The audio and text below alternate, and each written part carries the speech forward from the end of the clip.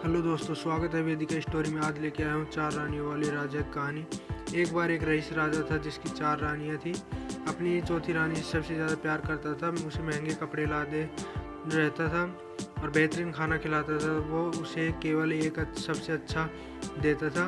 वो अपनी तीसरी पत्नी से बहुत प्यार करता था और उसके आसपास के सभी का बखान करता था, मगर उसे डर था कि वह एक दिन उसे किसी के और के लिए छोड़ जाएगी। वो दूसरी पत्नी से प्यार करता था, वो कि उसकी हमराज थी, जो वो उसके साथ हमेशा सहानुभूति और इज्जत और धैर्य से रहती थी। जब भी उस राजा को कोई परेशानी होती थी तो उसे बताता था ताकि वो राजा उसको उस परेशानी का हल बता सके। राजा की पहली पत्नी राजा सबसे वफादार थी। राज्य और उसकी दौलत को बढ़ाने में मदद करती थी, मगर वह अपनी पहली पत्नी से प्यार नहीं करता था। एक बार राजा बीमार पड़ गया और उससे समझ में आ गया कि उसके पास समय बहुत कम है, इसलिए उसने चौथी पत्नी से पूछा, मैंने सबसे ज़्यादा तुमसे प्यार किया है और तुम्हें ही बेहतरीन जो चीज़ों से नवाजा है, तुम्हारा सबसे ज़्यादा ध्यान रखा है। अब जब मैं मरने जा रहा हूँ, क्या तुम मेरे साथ देने के लिए मेरे साथ चलोगी? तब चौथी पत्नी ने जवाब दिया कि बिल्कुल नहीं। उससे की बात राजा के दिल में छुरी जैसी चुभी। अब दुखी राजा ने तीसरी पत्नी से पूछा कि मैंने सारी ज़िंदगी तुम्हें प्यार किया है, अब मैं जा रहा हूँ, क्या तुम मेरे साथ चलोगी?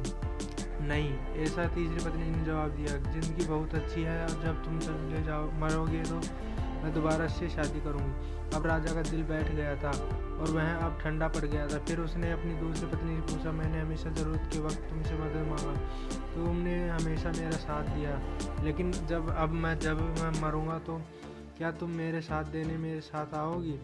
माफ़ करना, इस बार मैं तुम्हारी मदद नहीं कर सकती। दूसरी पत्नी ने जवाब दिया।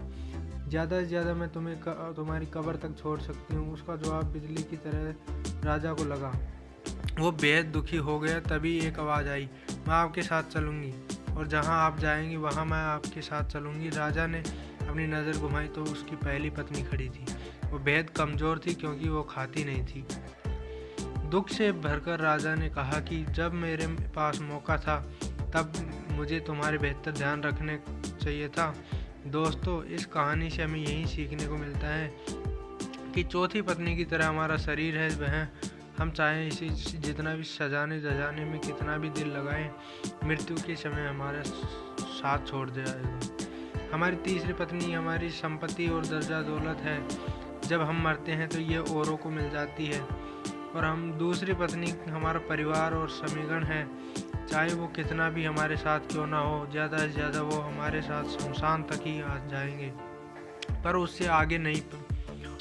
हमारी पहली पत्नी हमारी आत्मा है, जो अक्सर दौलत, ताकत और अहंकार के लिए सलेम बेध्यान हो जाती है, मगर हमारी आत्मा की ही एक ऐसी है जो जहाँ हम जाएंगे वहाँ तक जाएगी।